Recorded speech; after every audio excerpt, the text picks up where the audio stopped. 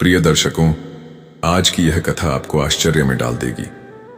हम इतिहास के उन गहरे पन्नों को पलटने जा रहे हैं जो युगों से छिपे हुए हैं। यह कहानी न केवल आपके मन में नए विचार जगाएगी, बल्कि श्री राम के जीवन की उस सत्यता को उजागर करेगी जो शायद अब तक आपके सामने नहीं आई।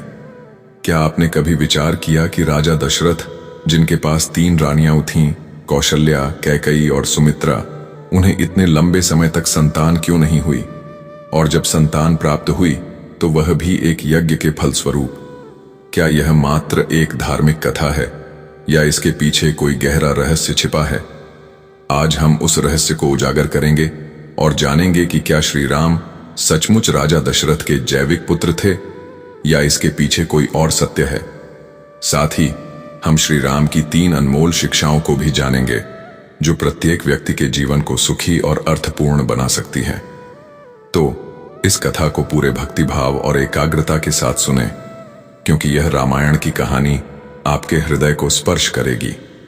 मित्रों, रामायण में कहा गया है कि कोई भी कथा अधूरी छोड़ना पाप तुल्य है।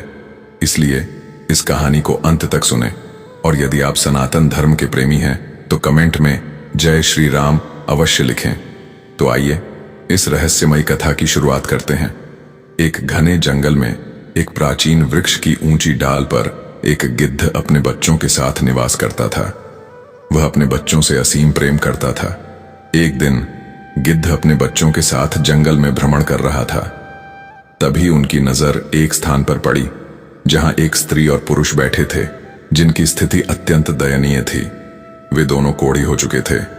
उनके शरीर पर घावों के निशान थे और रक्त रिस रहा था। वे भयंकर पीड़ा में कराह रहे थे। उनके आसपास कोई नहीं था। वे एक सुनसान रास्ते के किनारे बैठे थे, शायद अपने कर्मों का दंड भोग रहे थे। दोस्तों, गिद्ध के बच्चों ने उन दोनों को देखा। उनके शरीर से बहता रक्त और मांस देखकर वे अपने पिता से बोले, पिताजी, हमने आज तक केवल पशुओं का मांस खाया है। मानव का मांस हमने कभी नहीं चखा। हमारी इच्छा है कि आज आप हमें इन दोनों का मांस खाने की अनुमति दें। ये घायल स्त्री पुरुष हमारे सामने हैं। कृपया हमें इन्हें खाने की आज्ञा दें। बच्चों की बात सुनकर गिद्ध बोला, बेटों, भगवान ने हमें जो भोजन दिया है वही हमारे लिए उचित है। लालच में मन को भटकाने से केवल दुख ही मिलता है। आज के समय में मानव का मांस इतना दूषित हो चुका है कि वह खाने योग्य नहीं है। मनुष्य अपने कर्मों से इतना नीचे गिर गया है कि उसे देखकर शर्मिंदगी होती है। धर्म और नैतिकता की समझ रखने वाला मनुष्य इतना पतन करेगा, यह हमने कभी नहीं सोचा था। गिद्ध ने कहा, बच्चों, भूखे रहना स्वीकार है, पर मानव मांस खाने का विचार भी मत करना। गिद्ध के बच्चों ने पूछा, पिताजी, ऐसा क्या है कि हम मानव मांस नहीं खा सकते? तब गिद्ध ने कहा, बेटों, मैं तुम्हें एक कथा सुनाता हूं। यह कथा इन्हीं दोनों स्त्री पुरुषों की है जिनका मांस खाने की तुम इच्छा कर रहे हो। उनके कर्म जानने के बाद तुम कभी भी मानव मांस खाने की बात नहीं करोगे। बच्चे उत्साहित होकर बोले, पिताजी, कृपया वह कथा हमें सुनाएं। हम जानना चाहते हैं कि मानव मांस क्यों नहीं खाना चाहिए। हम आपकी बात ध्यान से सुनेंगे। गिद्ध एक वृक्ष की डाल पर बैठ गया और बच्चों को कथा सुनाने लगा। वह बोला, बच्चों, यह कहानी इन्हीं दोनों की है जो अब कोढ़ी बनकर इस रास्ते पर बैठे हैं। पहले ये एक राज्य के राजा युधिष्ठिर और रानी अंबालिका थे। इस पुरुष की पहली पत्नी थी जो भगवान को प्रिय हो गई। राजा युधिष्ठिर अपनी पहली रानी से बहुत प्रेम करते थे। उनके राज्य में सुख समृद्धि थी। प्रजा अपने राजा का सम्मान करती थी। राजा युधिष्ठिर भी प्रजा की भलाई के लिए समर्पित थे। कोई दुख दर्द प्रजा को नहीं था। इसी तरह राजा युधिष्ठिर का जीवन सुखपूर्वक बीत रहा था। मित्रों, कुछ समय बाद उनकी रानी ने एक कन्या को जन्म दिया, लेकिन दुर्भाग्यवश जन्म के बाद रानी स्वर्ग सिधार गईं। यह घटना राजा युधिष्ठिर के लिए असहनीय थी। उनके मन में यह बात घर कर गई कि उनकी बेटी के कारण उनकी प्रिय रानी की मृत्यु हुई। रानी से असीम प्रेम करने वाले राजा इस दुख को सह न सके। उनका मन इतना विचलित हुआ कि वे पागलपन की स्थिति में पहुंच गए। उन्होंने मन में ठान लिया कि उनकी बेटी ही उनकी पत्नी की मृत्यु की जिम्मेदार है। अब वे अपनी बेटी से बिल्कुल प्रेम नहीं करते थे, उसे देखते तक नहीं थे। मन ही मन वे उससे घृणा करने लगे। वे बार बार कहते, यह मेरी बेटी नहीं, कुलक्ष्मी है। इसने मेरी रानी को मुझसे छीन लिया। सबने राजा युधिष्ठिर को समझाया, महाराज, जो हो गया उसे भूल जाइए। अपनी बेटी से क्यों नफरत करते हैं? लेकिन राजा के मन पर कोई असर न हुआ। मित्रों, उनकी पहली रानी अत्यंत धार्मिक थी। वह भगवान की भक्ति में लीन रहती थी।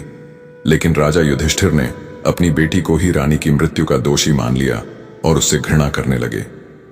धीरे धीरे वे गहरे अवसाद में डूब गए। उनका राजकाज में मन नहीं लगता था, न ही वे प्रजा की भलाई के बारे में सोचते थे। उनकी ऐसी हालत देखकर मंत्रियों, दरबारियों और रिश्तेदारों को चिंता होने लगी। वे सोचने लगे, अगर राजा युधिष्ठिर ऐसे ही रहे तो राज्य और प्रजा का क्या होगा? पड़ोसी राजा इस कमजोरी का लाभ उठाकर हम पर आक्रमण कर देंगे। हमारा राज्य नष्ट हो जाएगा। सबने मिलकर राजा को समझाने की कोशिश की, लेकिन रानी की यादें उनके मन से नहीं निकल रही थीं। उनकी अबोध बेटी हमेशा रोती रहती थी, पर राजा उसे देखते तक नहीं थे। दासियां ही उसका पालन पोषण करती थीं। राजा युधिष्ठिर उसे कुलक्ष्मी कहते थे और इसीलिए उसका नाम कुलक्ष्मी पड़ गया। रिश्तेदारों और मंत्रियों ने सलाह दी कि महाराज, यह स्थिति ठीक नहीं, आपको दूसरा विवाह करना चाहिए। राजा को यह प्रस्ताव उचित लगा, क्योंकि रानी का दुख भुलाने और बेटी के लिए मां की जरूरत थी। इस प्रकार राजा युधिष्ठिर ने रानी चंद्रप्रभा से दूसरा विवाह कर लिया। लेकिन जब पिता ही अपनी बेटी से प्रेम नहीं करता था, तो सौतेली मां क्या करती? रानी चंद्रप्रभा भी कुलक्ष्मी से नफरत करने लगी और उसे कभी अपनाया नहीं। समय बीता। कुलक्ष्मी 1 वर्ष की हो गई। राजा उसे देखते तक नहीं थे। जब वह आंगन में ठुमक ठुमक कर चलती, तब भी राजा का हृदय नहीं पिघलता था। वे उसे तिरस्कार की दृष्टि से देखते। इस स्थिति का लाभ रानी चंद्रप्रभा भी उठाती थी। कुछ समय बाद रानी चंद्रप्रभा गर्भवती हुई और उन्होंने एक कन्या को जन्म दिया। अपनी पत्नी और बेटी को स्वस्थ देखकर राजा युधिष्ठिर बहुत प्रसन्न हुए। उनकी खुशी का कारण यह था कि उनकी रानी सुरक्षित थी, इसलिए वे अपनी नई बेटी को शुभ लक्षणों वाली मानते थे। राजा ने प्रजा में मिठाइयां बंटवाईं और अपनी दूसरी बेटी का नामकरण बड़े उत्साह से किया। उन्होंने उसका नाम वैशाली रखा। इस तरह मित्रों, कुलक्ष्मी और वैशाली दोनों साथ साथ बढ़ने लगीं। राजा युधिष्ठिर वैशाली को बहुत प्यार करते थे, लेकिन कुलक्ष्मी को देखना भी पसंद नहीं करते थे। समय अपनी गति से चलता रहा।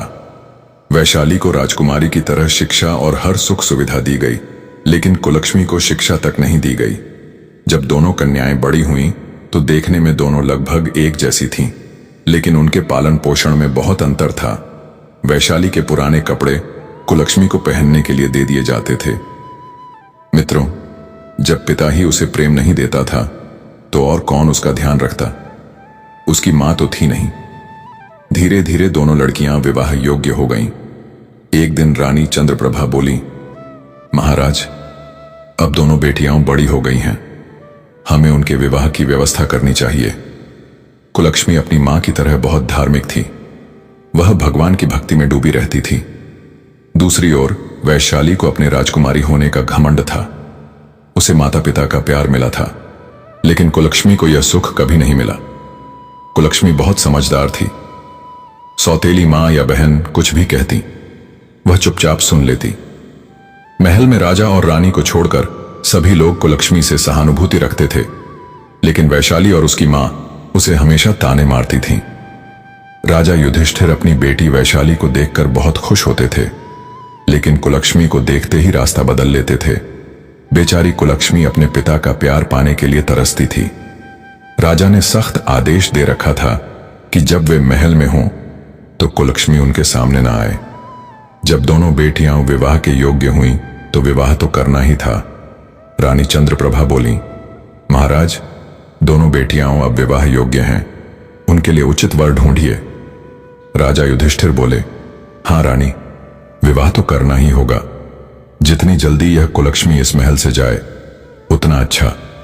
उनके शब्दों से स्पष्ट था कि वे अपनी बेटी से कितनी घृणा करते थे। रानी चंद्रप्रभा तो सौतेली थीं, वे तो नफरत करती ही थीं। वे कुलक्ष्मी से सारे घरेलू काम करवाती थीं और चाहती थीं कि वह हमेशा दुखी रहे। उन्होंने राजा से कहा, महाराज, पहले कुलक्ष्मी का विवाह करवाकर इसे घर से विदा कर दें। हम वैशाली का विवाह बाद में करेंगे। राजा बोले, ठीक है, इसका विवाह पहले कर देते हैं।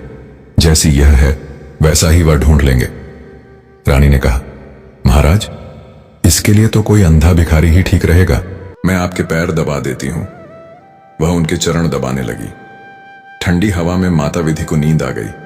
कुलक्ष्मी अपने पल्लू से हवा करने लगी ताकि कोई कीड़ा उन्हें न सताए। जब माता विधि की आंख खुली, वे बहुत प्रसन्न हुई। बोली, बेटी, तूने हमारी इतनी सेवा की, पर हमारे पास तुझे देने को कुछ नहीं। कुलक्ष्मी बोली, मां, आपकी सेवा से मुझे मां का प्यार मिला, यही मेरा सुख है।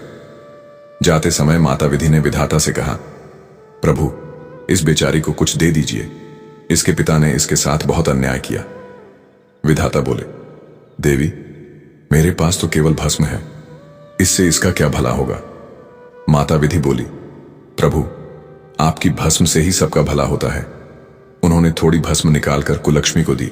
उसने भस्म को अपने पल्लू में बांध लिया।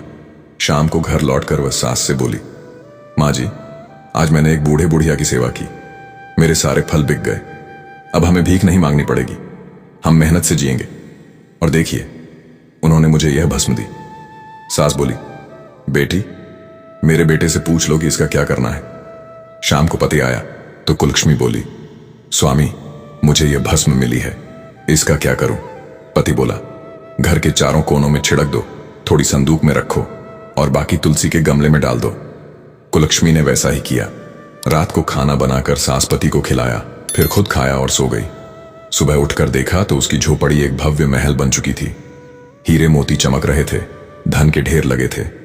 वह आश्चर्यचकित होकर सास के पास दौड़ी और बोली, मां जी, देखिए ये चमत्कार। सास ने देखा तो बोली, बहू, क्या हम तेरे मायके आ गए? तेरे पिता ने तो कभी मुड़कर नहीं देखा। कुलक्ष्मी बोली, नहीं मां, यह हमारा घर है। शायद वे बूढ़े बुढ़िया साक्षात भगवान थे, मैं उन्हें न पहचान सकी। वह रोने लगी कि भगवान को न पहचान पाई। सास ने उसे सांत्वना दी। तभी उसका पति जागा और चिल्लाया, लक्ष्मी, मुझे दिखाई दे रहा है, मैं अब अंधा नहीं हूं। लक्ष्मी की खुशी का ठिकाना न रहा। उसका पति अब राजा सा दिखने लगा। उन्होंने कहा, जब भगवान ने इतनी कृपा की तो हम कथा और भंडारा करें। सास बोली, बेटी, तू मेरे घर की लक्ष्मी है, जो चाहे कर। लक्ष्मी ने कथा का आयोजन किया और रिश्तेदारों को निमंत्रित किया। अपने मायके और वैशाली के घर भी निमंत्रण भेजा। उसके पिता और सौतेली मां आए, पर उनकी हालत दयनीय थी। वे कोढ़ी हो चुके थे। वे लक्ष्मी का मजाक उड़ाने आए थे, पर उसकी समृद्धि देखकर उनके सिर शर्म से झुक गए। वे सोचने लगे, मैंने अपनी बेटी के साथ इतना अन्याय किया, फिर भी उसका नसीब देखो। भगवान की इच्छा के आगे किसी का बस नहीं। उन्हें अपने कर्मों पर पश्चाताप हुआ। लक्ष्मी और वैशाली की शादी के समय राजा ने लक्ष्मी को कुछ नहीं दिया था और जानबूझकर उसका विवाह एक अंधे भिखारी से किया था। इस पाप के कारण वे कोढ़ी हो गए थे। उनका राज्य नष्ट हो रहा था। प्रजा में उनके प्रति असंतोष बढ़ रहा था। वैशाली, जो स्वभाव से घमंडी थी, अपनी बहन की शान शौकत देखकर बेचैन हो गई। वह बोली, लक्ष्मी, तुझे यह सब कैसे मिला? लक्ष्मी ने भोलेपन से सब बताया। वैशाली के मन में लालच जागा। वह अपनी बहन को नीचा दिखाना चाहती थी। उसने अपने पति से कहा, मैं भी खरबूजे बेचूंगी। पति बोला, वैशाली, हमारे पास सब कुछ है। तेरी बहन गरीब थी, उसकी भक्ति ने उसे यह सब दिया। तू लालच क्यों करती है? लेकिन वैशाली नहीं मानी। उसने एक डलिया में खरबूजे भरे और मंदिर के पास बेचने बैठ गई। उसी दिन विधि और विधाता वहां आए। माता विधि बोली, प्रभु, ये खरबूजे बहुत ताजा हैं, मुझे खाने हैं। विधाता ने मना किया, पर विधि जिद पर अड़ गई। उन्होंने बूढ़े बुढ़िया का रूप धारण किया और वैशाली के पास गए। वैशाली का एक भी फल नहीं बिका था। माता विधि बोली, बेटी, हमें भूख और प्यास लगी है, थोड़ा पानी और खरबूजा दे दो। वैशाली चिल्लाई, हटो यहां से, सुबह से बोनी नहीं हुई। भिखारी कहां से आ गए? तुम्हें देखकर कोई फल नहीं खरीदेगा। जब भगवान आएंगे तो उन्हें खरबूजा दूंगी। विधि और विधाता मुस्कुराए और बैठ गए। वैशाली डंडा उठाकर बोली, हटो, तुम गंदे हो, मेरे फल नहीं बिक रहे। उसने उन्हें एक भी फल नहीं दिया। शाम हो गई। वह बोली, अब मैं जा रही हूं। बूढ़ी मां, मुझे भस्म दे दो। माता विधि ने विधाता से कहा, प्रभु, इसे थोड़ी भस्म दे दीजिए। विधाता ने भस्म दी। वैशाली खुशी खुशी घर लौटी और बोली, देखो, मैं भस्म लाई। उसने भस्म घर में छिड़की और तुलसी के गमले में डाली। रात को सो गई। सुबह उठकर देखा तो उसका महल झोपड़ी बन गया था। कीड़े मकोड़े भिन भिना रहे थे। वह रोने लगी और लक्ष्मी को कोसने लगी। पति ने समझाया, वैशाली, यह तुम्हारे लालच का फल है। लक्ष्मी ने भक्ति से यह सब पाया। तूने जो था वह भी खो दिया। वैशाली ने कहा, यह सब लक्ष्मी की छाया की वजह से हुआ। पति ने डांटा, अब भी सुधर जाओ। जब यह खबर मायके पहुंची तो कोढ़ी हुए राजा और रानी वैशाली से मिलने आए। वैशाली बोली, दूर हटो, ऐसे मां बाप की मुझे जरूरत नहीं। उसने उन्हें भगा दिया। जब लक्ष्मी को पता चला कि उसकी बहन का राजपाट नष्ट हो गया और माता पिता भिखारी बन गए, वह अपने पति के साथ वैशाली के घर गई। उसने आधा धन देकर उसका राजपाट पुनः स्थापित किया और माता पिता को अपने साथ ले गई। लेकिन उनके पाप इतने बड़े थे कि वे ठीक ना हो सके। उन्होंने कहा, बेटी, हमें अपने कर्मों की सजा भोगनी है, हमें क्षमा कर दो। उन्होंने लक्ष्मी के चरण छुए और एकांत स्थान पर चले गए। वहां वे भगवान से क्षमा मांगते रहे। उनके शरीर से रक्त और मांस गल रहा था। उनके पापों का फल उन्हें उसी जीवन में भोगना था।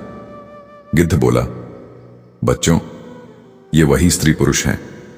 क्या तुम अब भी उनका मांस खाना चाहोगे? बच्चे बोले, पिताजी, हमें क्षमा करें। अब हम समझ गए कि मानव मांस दूषित है। गिद्ध अपने बच्चों को लेकर चला गया।